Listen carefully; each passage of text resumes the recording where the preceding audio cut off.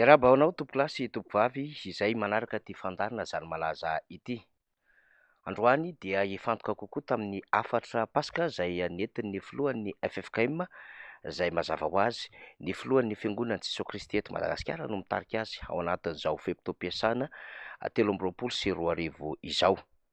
Maromaro no afatra atao anatin'izay afatra Paska izay satria moa rehefa tonga ny Paska na Pentecosta dia tsy maintsy hatrany misy afatra hoentin'ny FFKM. Ny FFKM dia manana anjara lehibe amin'ny fiainam-pirenena ary fitazana ny ondry satria mazava ho azy amin'ny mpaminany fiangonana azy amin'ny mampitarika ny mpino ary amin'ny mampitaiza ihany koa dia manana afatra lehibe izay ampitaina eo anivon'ny fiarahamonina izany FFKM izany. Amin'ity indray mitoraka ity dia niavaka tsy toy ny mahazatra ny afatra izay nentin'ny FFKM ary raha vakiana le izy dia heverina fa misy afatra ho an'ireo sokajin'olom-pirenena rehetra ary sokajina andraikitra rehetra amin'izay manana andraikitra eto amin'ny tany sy ny fanjakana ary mazava ho azy amin'ireo heverina ihany koa fa marisarisa na ihany koa manao kilalao maloto eo anivon'ny fiarahamonina ary manana andraikitra lehibe ihany koa amin'ny alalan'izany fitarihana izany. Fa meloha ny tena hidirantsika ny votoatin'ny fanazavana dia alohaloha enoantsika ao anatin'ny minitra vitsy izay afatra Paska nentin'ny pasteur Ami Irako Andriamahasoa izay filohan'ny FFKM ao anatin'izao taom-piasana 2024 izao. Hafatra Paska 2024 mitsangana amin'ny maty. Ravana malala finaritra fiadanana ho anareo ho Jesosy Kristy tamin'ireo mpianany raha nitsangana tamin'ny maty izy ary hoy izy aminao koa androany finaritra fiadanana koa anao. Miarabantsika no izao Paska 2024 izao.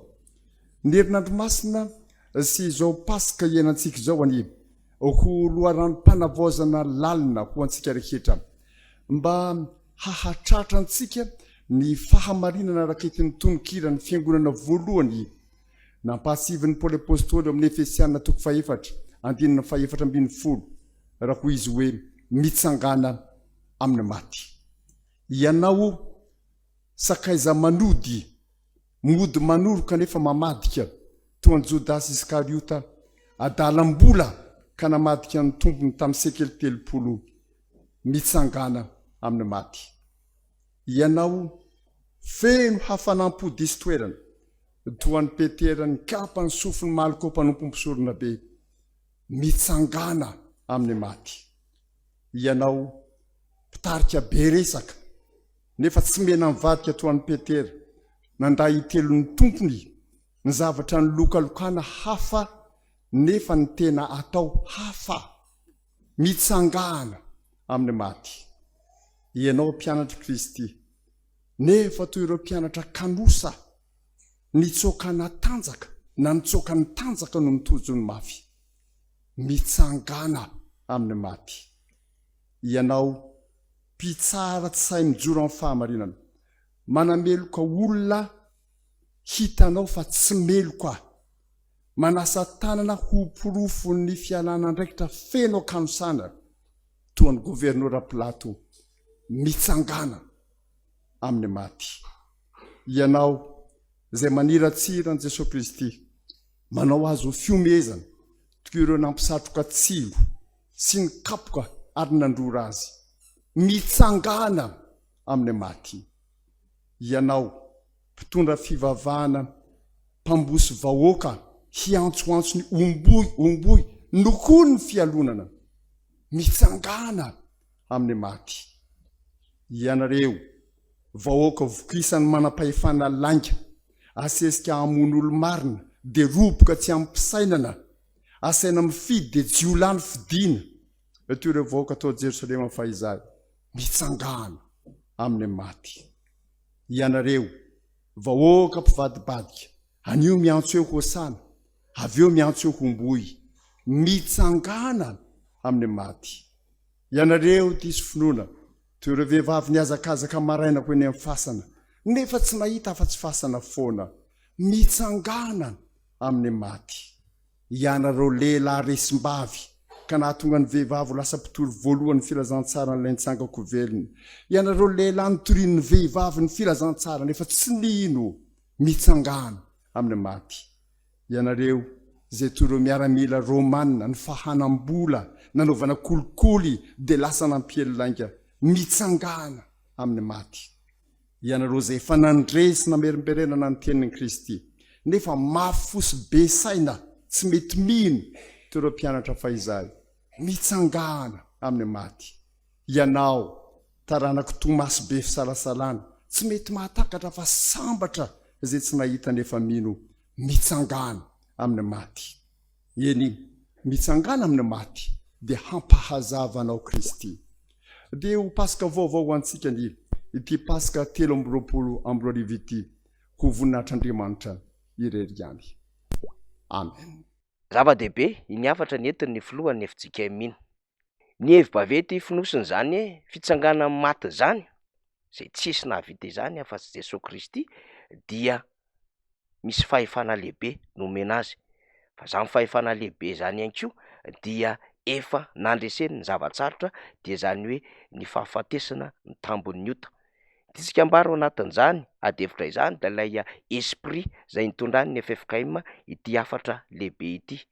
Ny afatra lehibe zany de le hoe naninona nisy izany fitsangana amin'ny maty izany ary maninona ny mankalaza amin'ny Pasika itsika de zay Esprit zay hiainana amin'ny zava-misy amin'izao fotoana izao misy hevitra filozofika nambara tao anatin'iny afatry ny FIAINAM iny no zaraina amintsika ao anatin'ity fandarina ity. Aka ohatra efatra isika zay misy antony lehibe ao anatin'izany ohatra ny hoe ianao sakaiza manody mody manoroka nefa mamadika toa ny Jodasy Iskariota adalam-bola ka mamadika ny tompony sekely 30 mitsangana amin'ny maty.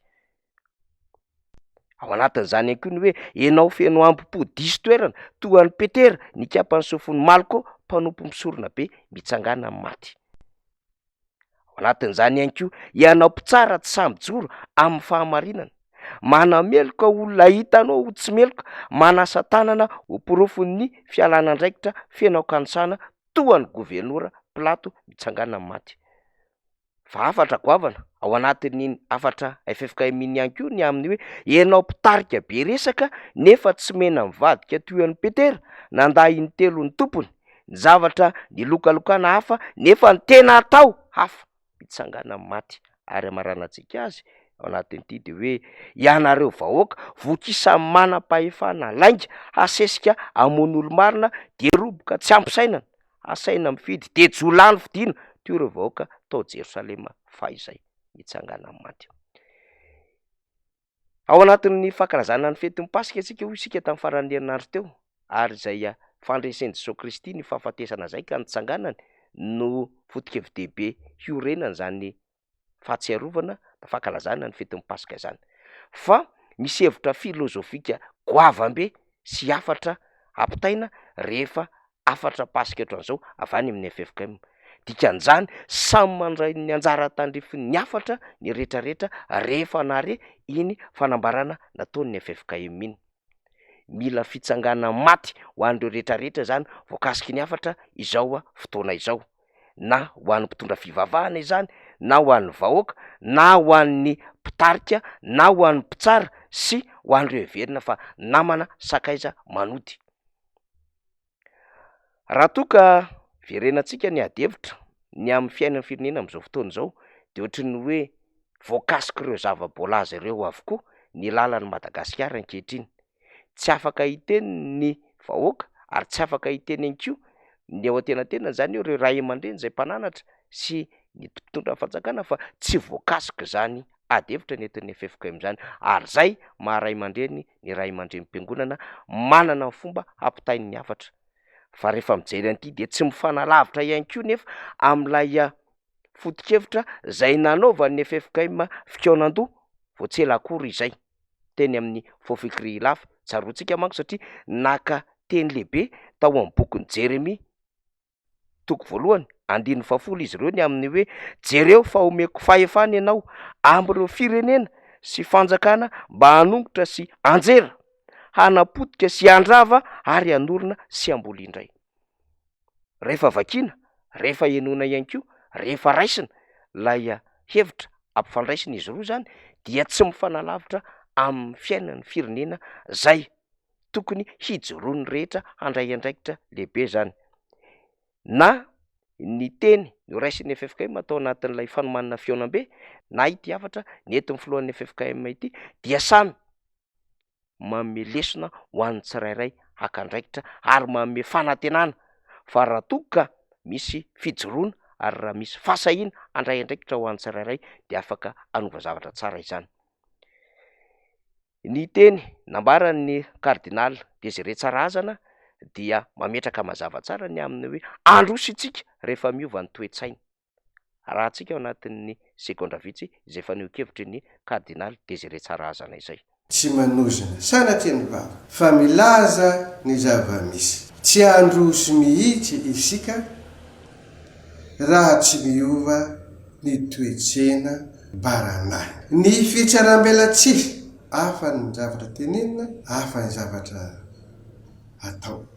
Ny vola no mibaiko ny rehetra ary mazava ho azy efa mankalery ny teny azy fa tsy maintsy tenenina ihany ny fisian'ny kolikoly amin'ny ambaratonga nasa amin'ny sehatra maro samy hafa. Vitantsika ny mampandroso aingana ity firenentsika ity raha miaraka amin'ny Jesosy Kristy ny tsangako velona isika.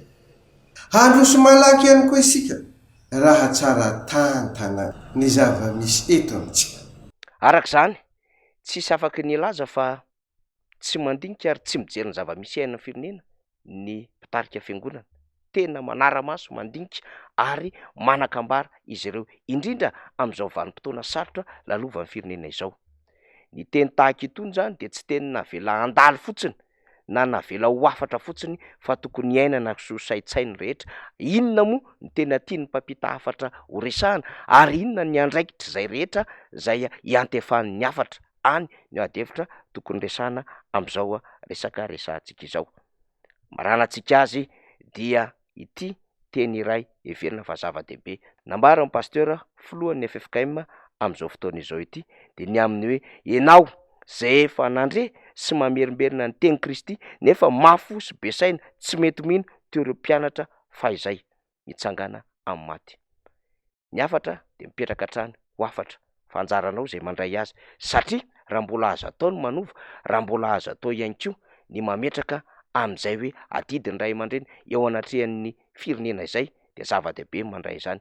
Heverintsika fa samy handray iny hafatra iny rehetra indrindra ho an'ny mitondra fanjakana, indrindra ho an'ireo zay manamafy ny fony ka tsy mahatsapa izao zava-misy sarotra diavin'ny firenena izao satria na ny an'ny pasteur filohan'ny FFKM na ny an'ny kardinal Tsarazana renesitsika teo dia samy mametraka ny mahazava-dehibe an'izay hoe mila fiovana ary mila fametrahana ny zava-dehibe ny hafatra avy amin'ireo ray aman-dreny-piangonana. De iverenantsika lay boky ny Jeremia toko voalohany 1:10 miresaka tsara fa omeko fahefana ozy izy ianao tam'ireo firenena sy fanjakana mba hanongotra sy anjera, hanapotika sy andrava ary hanorina sy hamboly indray. Fanantenana zany fa mbola azo atao ny manarina an'ity Madagasikara ity.